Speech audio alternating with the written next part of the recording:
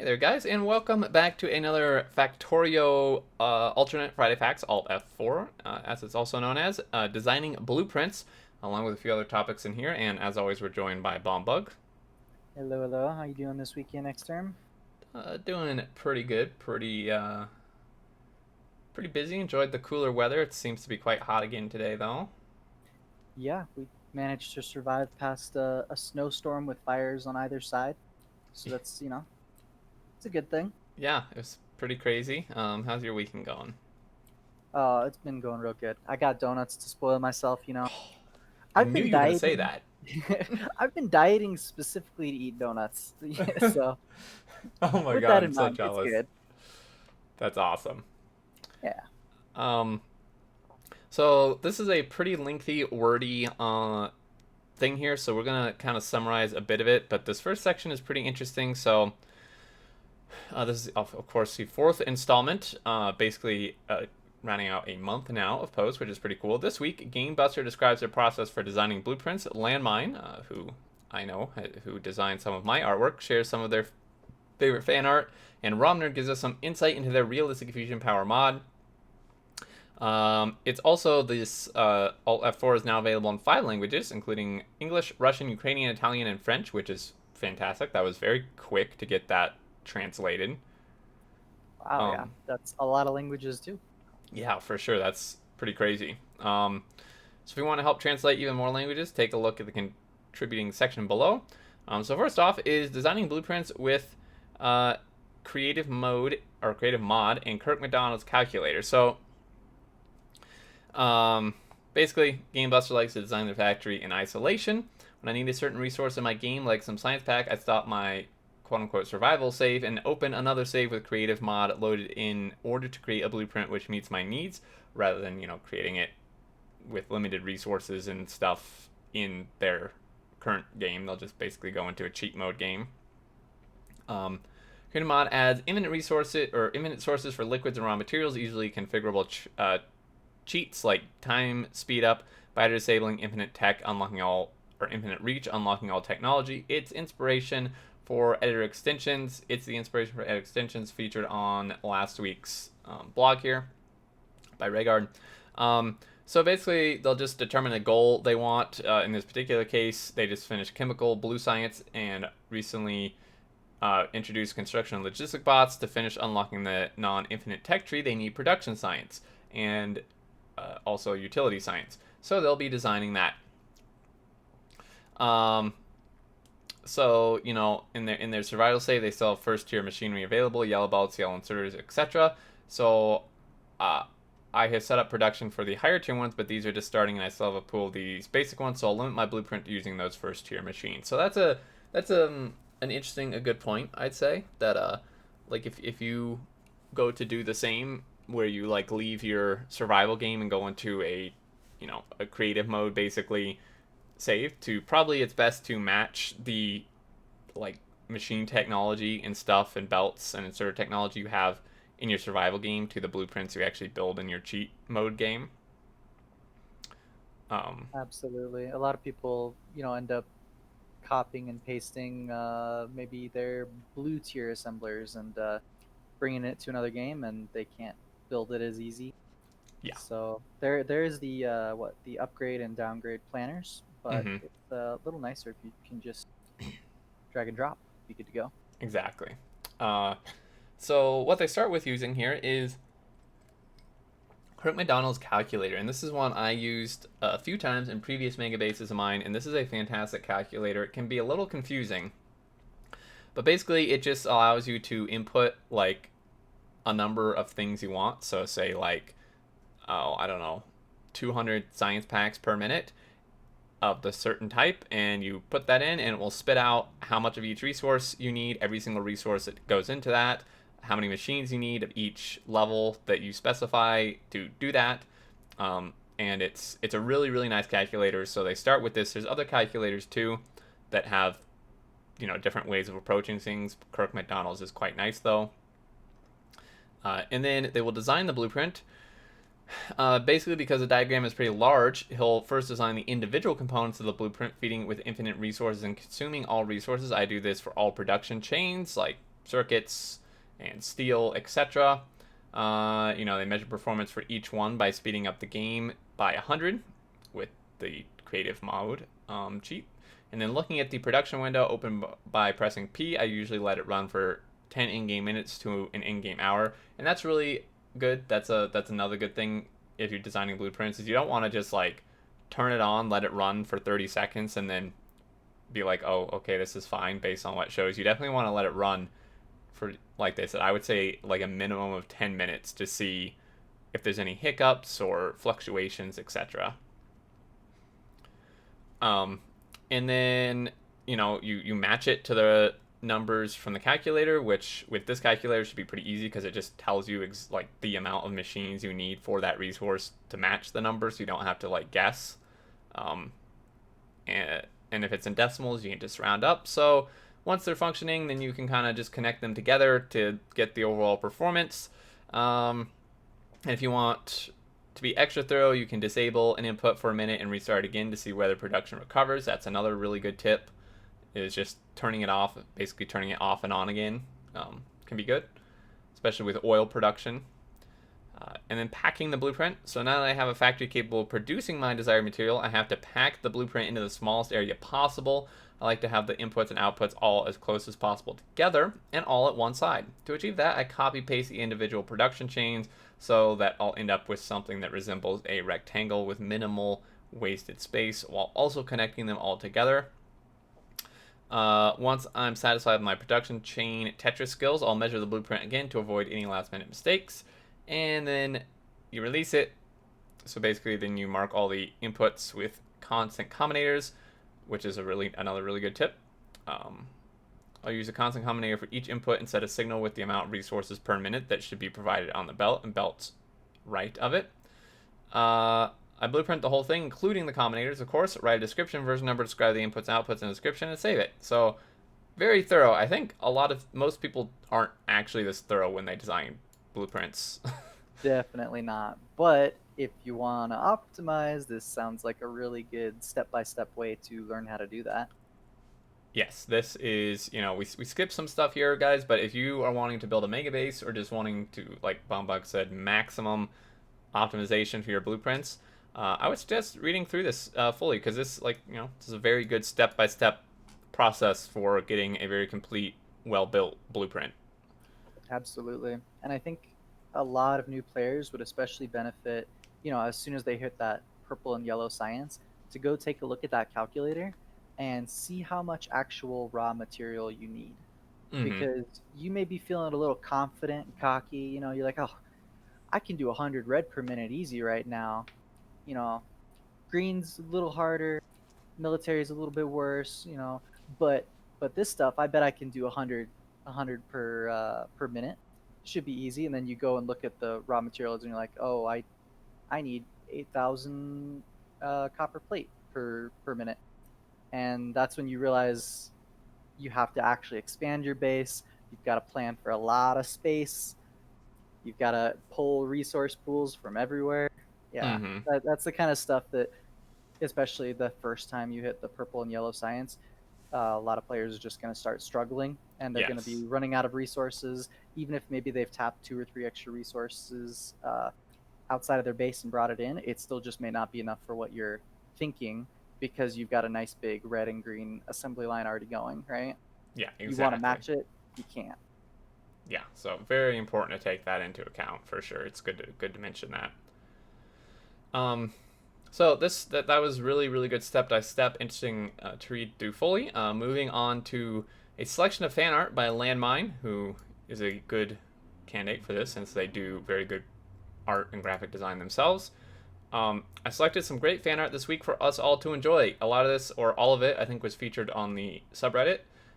So this is a fantastic one. Factorio 1.0 launch with 100% fewer bugs and 100% more spiders.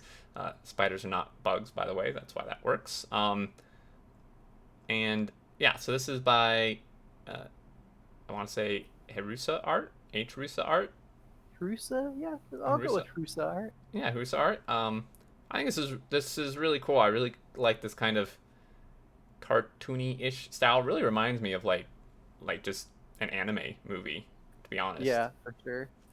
It's pretty fun. I feel for that fish. I worry for what comes in its future here. Yeah, he's you know, gonna be launched to who knows where. So Mhm. definitely. Um, and then this one here, this is a definitely more of a rough sketch, but I think it still works really well. I love the like gray dead trees here, just no leaves. Everything looks completely pollution to death. Yup. Uh, And I mean that's when the biters are going to be attacking, is when your trees are all dead because of the pollution, right? yes, exactly, because can no longer absorb it. So, it's killed most of the biters there. You can see on the ground, but just that one big guy is well, he's hanging on. He's trying to eat it. Just drooling all over the place, man. Oh yeah, gross. So that's pretty cool. This was by uh, Limelier, I think. Yeah, I'd go with Limelier. Okay. So that's pretty awesome. Links to their looks like Twitter and Instagram there respectively, and then of course I instantly know this is a Hydebor art. Hydebor has a very distinctive art. They have done a ton of it, and it's almost always fantastic.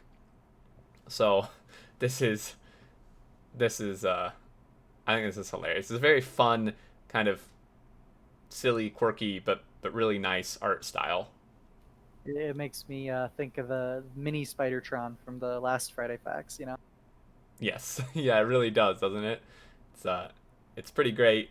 I love the, like obviously this part is very detailed and the background's very um, rough, but I still like that you can see like some factory there with some pollution coming out, some power poles out to, maybe like a solar field out there. Um, I think this is just really nice, really fun art. Factorio becoming uwu, huh? Ooh woo for real. um, one thing I like about this stuff is that it's all three of these are very different styles, and I think Landline probably did that, pick these on purpose for that reason.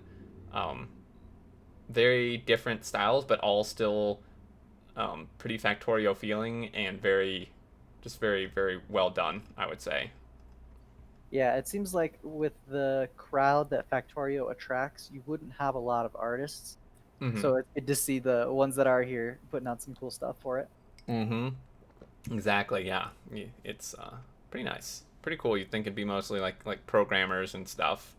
Yeah, if you Um, want like artists, you got to go to like the Final Fantasy gamers. yeah. They've got a lot of high quality art over there. Oh, I can imagine. Yeah.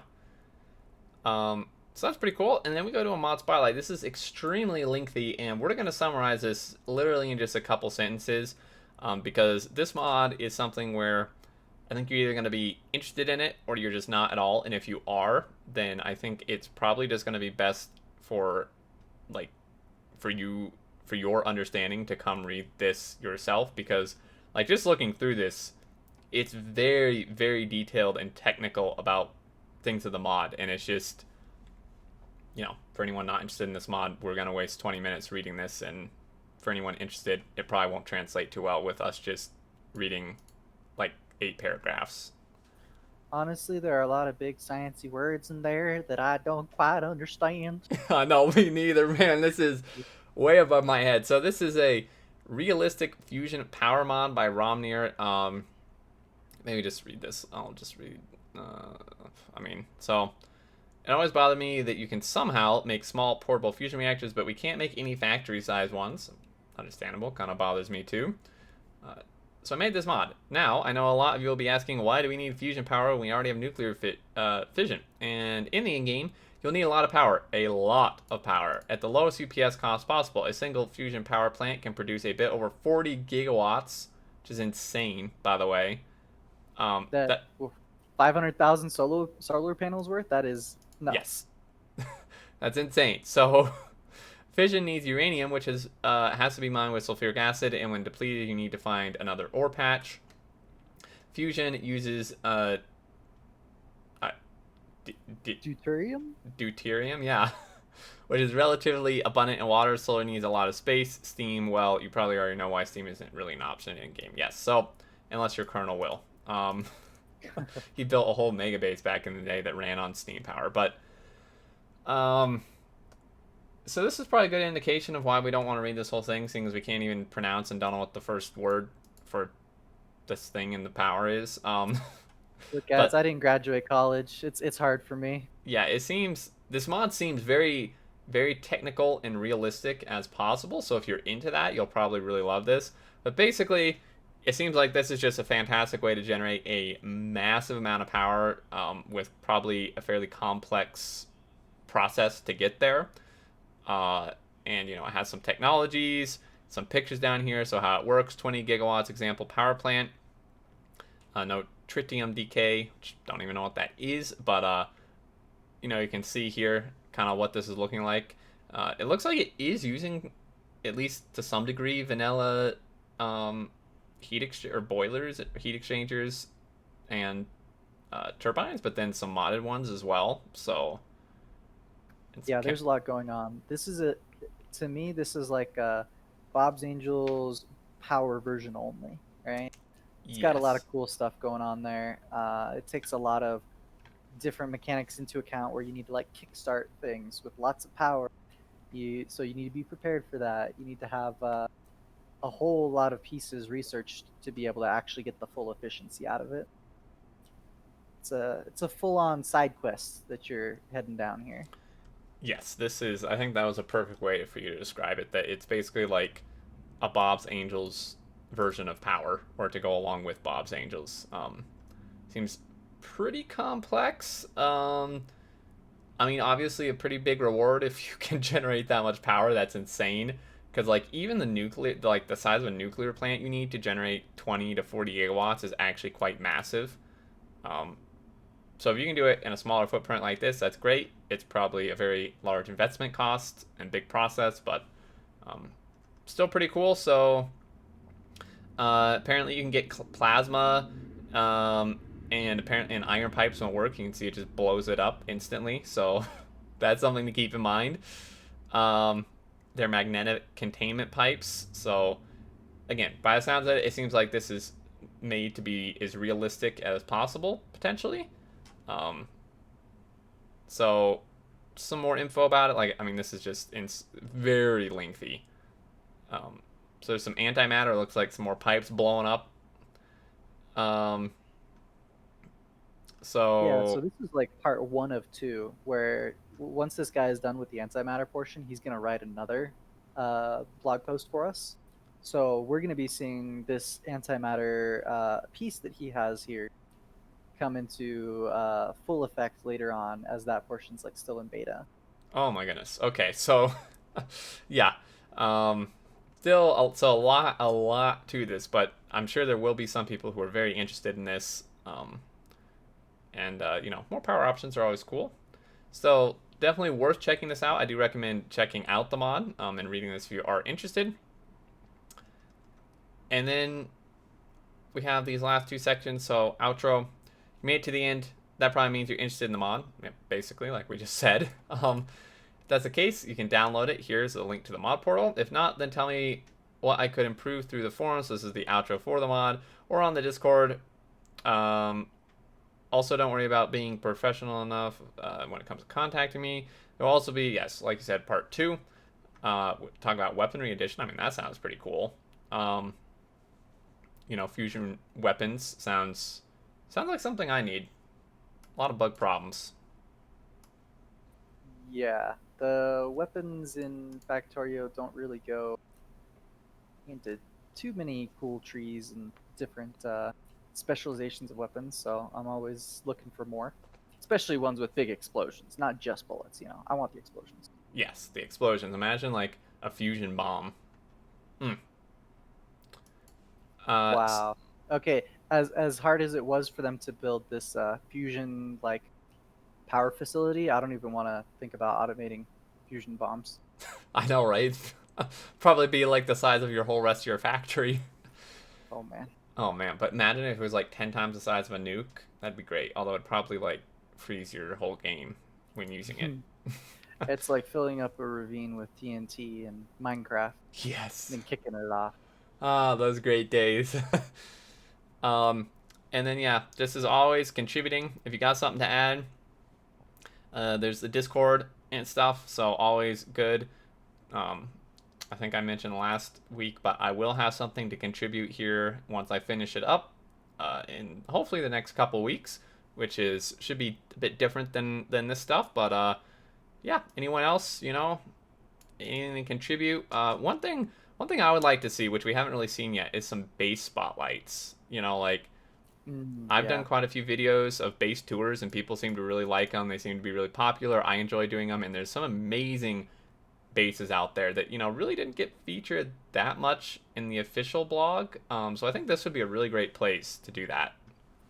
Honestly, I'd be down for even just mall tours. You Yeah. know, there are so many interesting mall layouts out there that really just blow my newbie mind. Because I end up like way over producing assembly lines Yeah. and doing it for each individual item rather than having everything super compact and smarticle. Hmm. Yeah. I think that's a great idea actually. So definitely lots of can be shown off here, and I believe that pretty much covers it. Do you have any other thoughts here? One thought that I do have, I really like to see the mods with the large buildings. I don't think Factorio has a lot of the large buildings. It's really just the rocket silo, right? Mm-hmm.